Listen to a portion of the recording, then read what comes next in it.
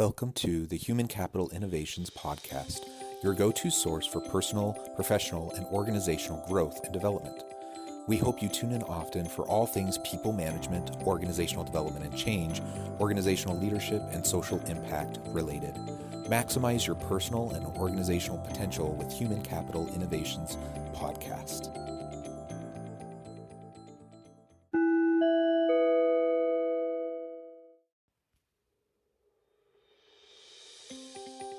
Welcome to the Human Capital Innovations Podcast.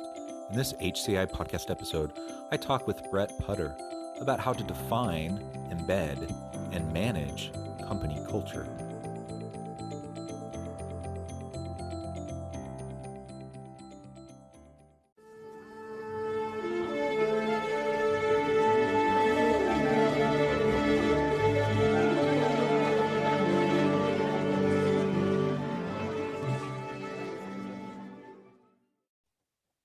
Brett Putter, welcome to the Human Capital Innovations Podcast.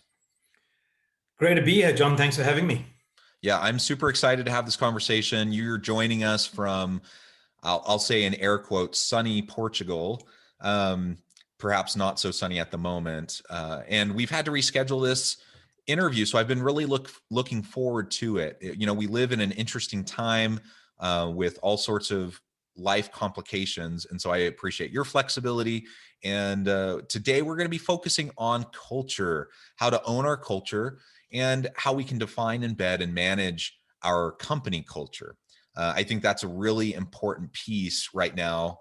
It's always an important piece for organizations, but I think particularly during this pandemic time and everyone's wrestling with how they can maintain and sustain a meaningful company culture, even while, often many of the employees are working remotely, or perhaps the entire workforce is remote for a particular company. So these are the types of things that we'll explore together today. As we get started, I just wanted to share Brett's bio with everybody. Brett Putter is an expert in company culture development, consulting with companies and leaders worldwide on how to design, build, and develop a strong functional company culture. He is the CEO of Culture Gene, a culture leadership platform helping high-growth companies build strong functional cultures via software and human expertise. Prior to founding Culture Gene, Brett ran an international executive search firm working with high-growth tech companies to expand their executive teams across Europe and the US. His first book, Culture Decks Decoded, was published in 2018, and his second book, Own Your Culture: How to Define, Embed, and Manage Your Company Culture, was published in September of 2020. He writes a popular blog on culture-driven companies and is a sought-after speaker. Brett, it is a real pleasure to have you joining me on the podcast today. Welcome again. And before we launch into the conversation, anything else that you would like to share with listeners by way of personal background, context, anything like that? No, John, just thanks for your flexibility as well. When we were last supposed to have this call, I had a pipe burst in the roof of my house, and there was chaos and pandemonium. So it didn't happen, but thank you very much for your flexibility as well. My pleasure. And pipes bursting and water damage is like my biggest nightmare. Literally the thing that keeps me up at nights and wakes me up in the middle of the night. I think I hear dripping and I'm like, there's water in the wall or something, So I can relate. Like that's a stressful time, and I hope that things have been resolved and that you're things are okay at home. Thanks. Well, as we get started, maybe you can start with just sharing a little bit more about why you got into this space, because I think listeners do appreciate that kind of a perspective, not only in terms of your own company, but just really this whole consulting work around company culture, why that's important to you, why you got into the space. What inspired you, to produce these two books? And then we can start to delve into some of the specifics in relation to defining, embedding, and managing company culture. Yeah, so as you mentioned, I was the managing partner of an executive search firm. And I was lucky enough about 5 years ago now to work with three companies almost in a row where the CEOs had very clear understanding of their culture. And that actually meant that the searches I ran were different, because I was asked to find candidates that had the skills, the experience, et cetera, et cetera, et cetera, but specifically a match with the values of the company. And so that was a much harder search to do. It's hard enough to find candidates anyway. Now you've got to find a match with values, which we didn't know how to do. So it took us longer. But actually, when we got to the interview stage and then post-interview, and then when the candidate joined, it was just chalk and cheese. The interactions were so different, so brilliant in so many ways. And then the way the successful candidates impacted the businesses was just radically different from what we were used to. So that's where the penny dropped for me. And I thought, hold on now, this is where this is the missing link, really, because typically I hadn't been asked to do this. And so, I'd heard about this phrase culture fit, and I'd not taken too much, not paid too much attention to it because it wasn't demanded of us or required of us. And all of a sudden I realized, wow, this is where the difference lies. And then I decided to really research culture. I started interviewing CEOs. I've written many, many blogs, and as you said, written 2 books, because that I found my passion. I found the thing that I want to do until I die. And then after that, if possible. Well, that's wonderful. It's something that I'm quite passionate about as well. And it's this tricky thing because when we talk about culture fit, at least here, in my context, sometimes that phrase is used as a pretense to basically allow for and provide cover for implicit bias and kind of prejudicial types of approaches towards the selection process that aren't appropriate. I can say it's culture fit, and so then I only select people who are like me, right? And that's not healthy for an organization. So that's not what we're talking about at all. And I feel like sometimes people who don't really understand culture fit, they kind of pervert the whole point, the whole idea of it. And it's not to just get a group of people together who all look, think, and act the same way. Rather, it's these underlying kind of values, a connection with the purpose and the meaning around the organization and what they do. And that's what we want to build on. Having a diverse group is essential if we want to have a successful organization, an innovative organization. And they're not competing goals. You can have a very diverse, inclusive organization that also has really great culture fit, where you can have people really working together well, but also pushing on each other well in order to drive great outcomes. Yeah, I agree. I have a little bit of a love-hate relationship, and more of a hate relationship, with the phrase culture fit, because I think people use it as a catch-all for gut instinct or intuition. And Yes. And it's those gut instinct or intuition are not scalable, they're not reliable, they're highly fallible, because it's about how I feel about you. And if I woke up on the wrong side of the bed today, I'm going to just feel bad anyway. So also, my gut instinct is different to your gut instinct, and different to their gut instinct. So getting a company-wide intuition that's consistent is really, it can be done, but you've got to do it for a long time. And so going back to your point about values, I went with my clients. We work on, when we're building recruitment capability, we work on hiring for values fit. We work on hiring for, how does this person match our values? Because actually, you can't fundamentally accurately define your culture. So if you can't define your culture, you can't hire for it properly. And so I'm definitely on the same wavelength as you on that. It's a real bugbear of mine. Yeah. So let's talk more about values. What do you see as some of the biggest mistakes, the challenges that organizations make when they're trying to define their values, and then go through that search process and try to bring people on board that have alignment? Because what I've noticed, well, one of the things I've noticed anyways, is that organizations have their espoused values, what everyone says is important. And so they agree, yeah, these are important. They put it on their website. They say all the right things, but in terms of what the actual lived experience, the lived values of the organization, they don't always align well with the espoused values. And so then if you're trying to find value fit between, applicants and working with a team, based on spouse values as opposed to what's actually happening, then you have a mismatch, right? So Yeah. that's one thing I see, but maybe you can speak to that point a little bit, but other mistakes that you see organizations make. Yeah, so that comes from the mistake of the leadership team dominating that conversation. And so we have this aspiration to be X, and we have this aspiration to build this great business. And in order to do that, we have to do these great things. But actually, what we're doing on the ground in the trenches is not X, it's Y. And so what I try and do is get my clients to think about what are your current actual values, of which there are negative values. So silo mentality or bottlenecks, or what are your current values and behaviors, and what are your aspirational values and behaviors? Let's look at the overlaps between the two, and then let's look at the impediments within the organization that are going to stop us achieving the aspirational values. And ultimately, at the end of the day, the values that are defined are a combination of current and aspirational. So you've got a little bit of let's continue to do what we're doing because that's great, and then let's stretch a little bit here. Another problem I see, and a mistake I see companies make, is they forget that values are already very much open to interpretation. So when we were in offices, they'd shove them up on the wall and print mouse mats and put them on coffee mugs. Nothing would change because people were still interpreting those words for their own needs, not the needs of the organization. So I recommend companies define what I call expected behaviors against those values. So what is the expected behavior in the organization? And by definition, what do we not accept in this organization against this value?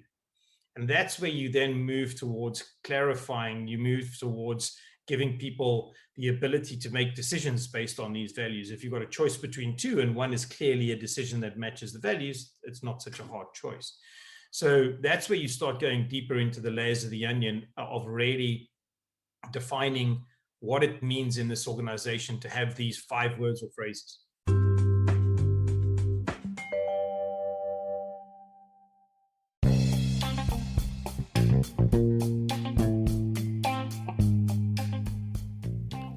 I'm excited to announce the publication of my new book from HCI Press, The Alchemy of Truly Remarkable Leadership: Ordinary, Everyday Actions That Produce Extraordinary Results.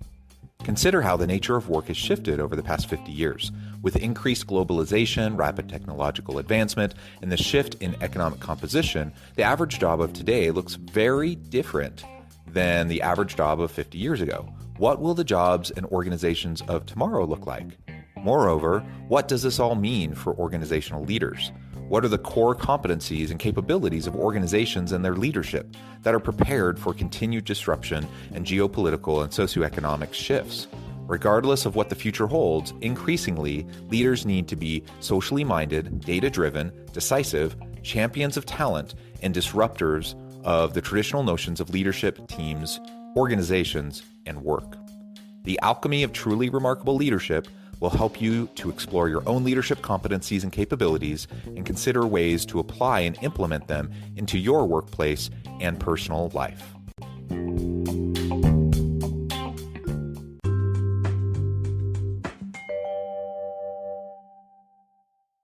Yeah, and then as we articulate and identify what those key values are, to your point, it's not just enough to get collaboration and connection around what those are at one point in time. It has to be continual conversation, right? It has to be embedded into the structure and the mechanisms of the organization. It has to be built into the screening and hiring and onboarding process, the performance management process. It has to be built into leadership development.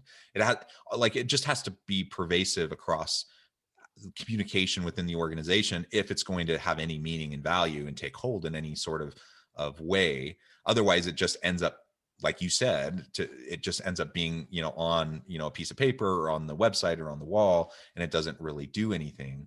And it requires that continual attention, right? As we Absolutely. have a continual attention to it, and then we can also evolve over time as necessary, dependent on the marketplace and shifting internal and external pressures and things like that, because things do shift. But we can then also, still try to stay true to our core values while adjusting to the context.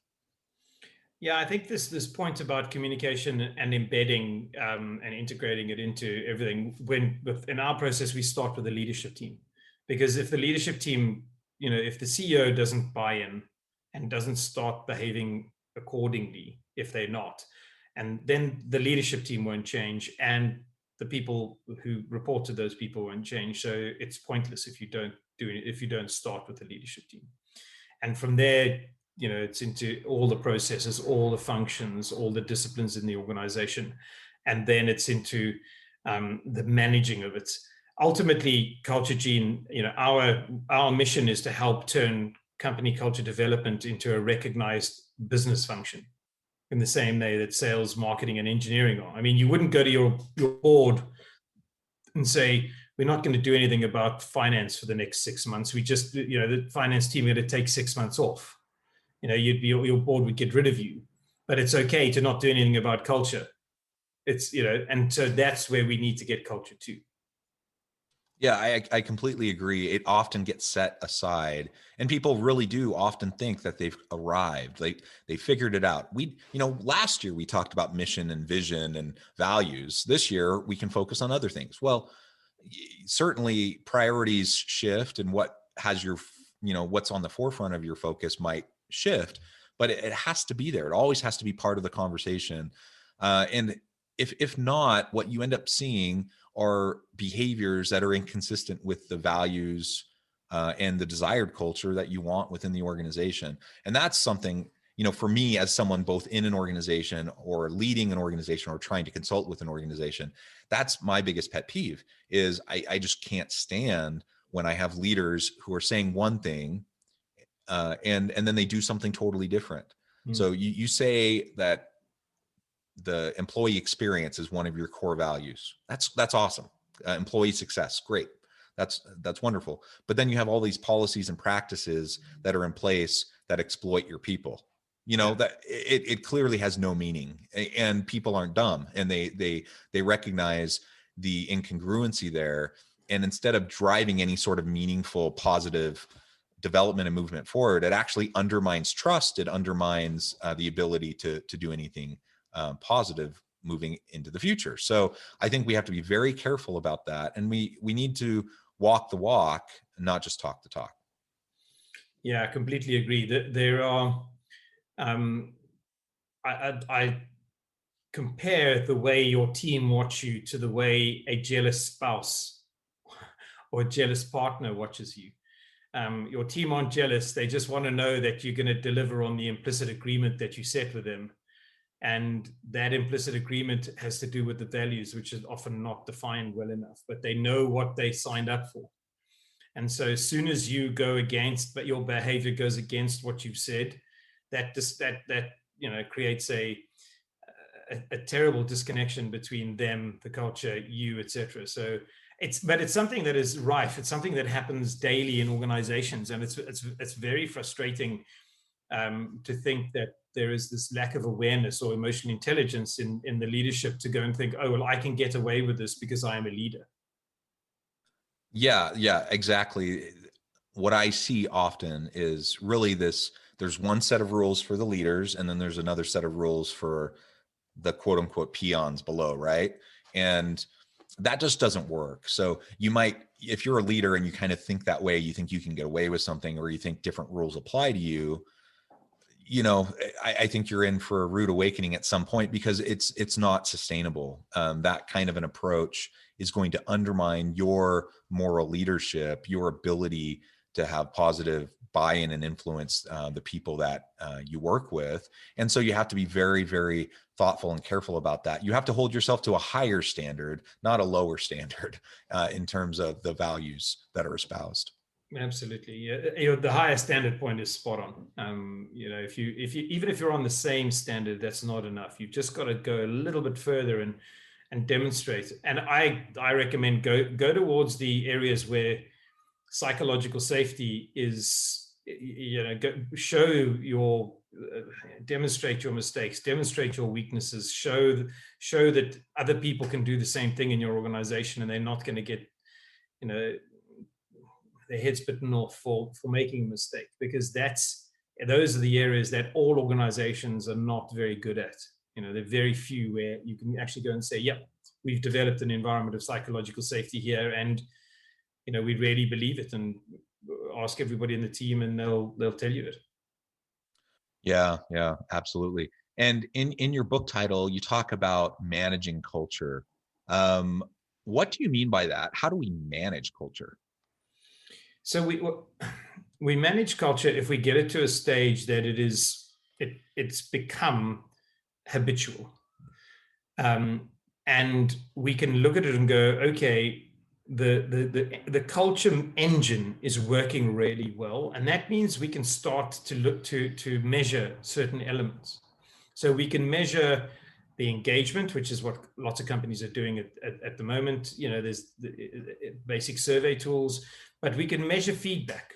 We can measure the numbers of times people are giving and receiving feedback. We can measure the value of the feedback. We can measure that in relation to our customer NPS scores. And it's where you start to measure elements of your business that have something to do with the impact of culture. So employee retention, you know, if you're working hard on your culture, your employee retention, if you're hiring the right values for it, your employee retention should be fabulous. Your employee development and their learning and development, if you score them on how are you learning and what are you learning, if they're on the upward curve, they're not going to leave you because they're developing and growing, and that's got to be part of your culture. If you are recognizing people who, when they live the behaviors, you can measure the recognition that's happening.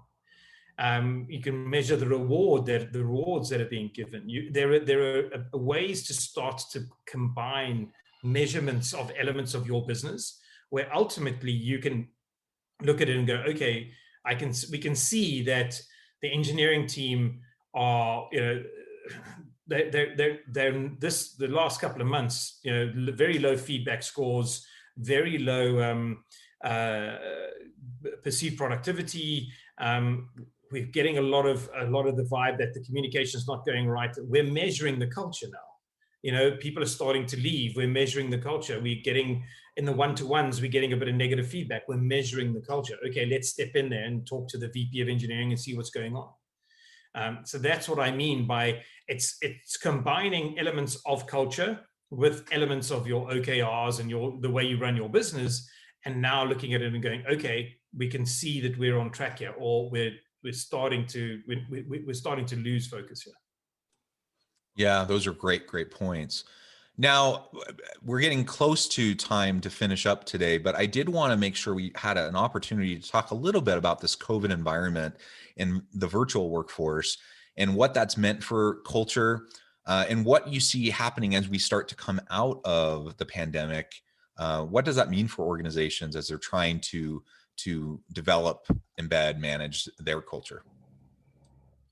Yeah, I think what leaders need to do is two things. We need to think about what we had and what we no longer have, or what we will have less of in the future. So if we go fully remote, we will not have these things. If we go hybrid, we will have some of these things some of the time, but we can't rely on them. So these things are osmosis, proximity, body language, being able to read body language, the immediate and reliable communication, asynchronous versus synchronous communication styles.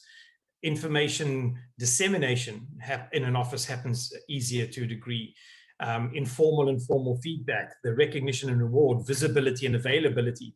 These things where we are right now, we've lost them. We've lost control of the environment because people are now at home. We've lost structure because people are choosing when they want to work.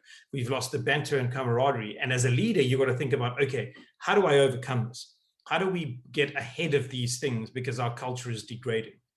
And the second thing one has to look at is really what are the remote work companies, the best remote work companies, what are they doing and over-indexing on to drive businesses where there are no offices, where they can't be lazy about their culture. They can't be lazier because there is no osmosis. They've got to document things. They've got to define their processes more accurately. They've got to be deliberate about communication and communication architectures. They've got to think about structure, and they've got to think about outcomes-based leadership, trust, transparency. These elements are where, as we come out of COVID, we're not going back to where we were by any stretch of the imagination. And because the remote work cat is out of the bag, people want this now. They want to spend more time with their families, less time on the underground or in a car wasting your time. And so how to balance this out and how to work out what is the right type of working model that takes remote people, the people who are working remotely, and the people in the office into account, so that they are on an equal footing and there are no second-class citizens. I think those are great points, and I completely agree. I think it's a brave new world. We're not quite sure exactly how to do it in most companies. But to your point, there are companies that have been remote predominantly or fully remote for a long time, and it's not new. And they've figured this out. I think many organizations who have been shoved into this virtual workspace due to the pandemic, they've been just trying to, get by. They've been trying to bootstrap their way through this year. And now's the time, though, that they need to take stock on where things have been degraded, what things need to be reinforced and redeveloped or further developed, and look to these successful companies that have been doing it well. And talk to your people. I guess there's no substitute for just open communication. Talk to your people, see what they value, see what's important to them as you're trying to, figure out whatever this new workplace will look like. The hybrid approach, virtual mix of virtual and in office types of work, whatever it ends up looking like for your specific organization. We have to be able to balance all of those things. And there's no quick and easy answer to it. I think every organization has to wrestle with that themselves. Well, Brett, it has been a real pleasure talking with you. Before we wrap up today, I just wanted to give you a chance to give the last word on the topic, as well as share with listeners how they can get connected with you and find out more about what you do and what and find out more about how your firm can help them. Thanks, John. Thanks very much for sharing your time. I've really enjoyed our conversation. I think the last word to your listeners and your audience is really to start thinking about culture as a function. Start thinking about what would I do to start turning this into a function. Ultimately, that's the best companies. The companies that I've studied are run in this way. It's the leadership team view it as a function with a reporting structure. So in terms of me, my company is called Culture Gene, which is culture.gene.ai. I've got 2 books, Own Your Culture and Culture Decks Decoded, which are on Amazon. You can get Culture Decks Decoded on my website. You can find a free PDF copy there. If you want to reach out to me directly, I'm on LinkedIn, I'm on Twitter, but I'm also on email. If I spend 25% of my time learning about culture. So if people any of your audience want to reach out to me directly, I'm on brett@culturegene.ai, and just happy to talk and learn and listen. Wonderful. Thank you, Brett. It has really been a pleasure talking with you. I have a feeling we could talk about this on and on and on for hours. It's something we're both passionate about. And if you're open to it, I'd love to have you back on in the future where we can explore this in greater depth. I do encourage listeners to reach out to Brett, get connected, find out more about what he and his company can do for you, and check out his books. There's tremendous insight there that can really be helpful. And for everyone listening today, as always, I hope you can stay healthy and safe, that you can find meaning and purpose at work each and every day. And I hope you have a great week.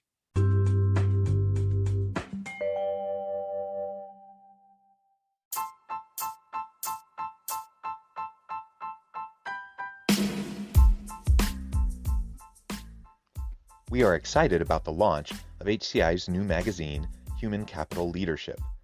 Human Capital Leadership is a free, interactive e-magazine designed to help individuals, leaders, and organizations find innovative approaches to maximize their human capital potential. We will be publishing issues quarterly in August, November, February, and May. Check out the first issue and let us know what you think.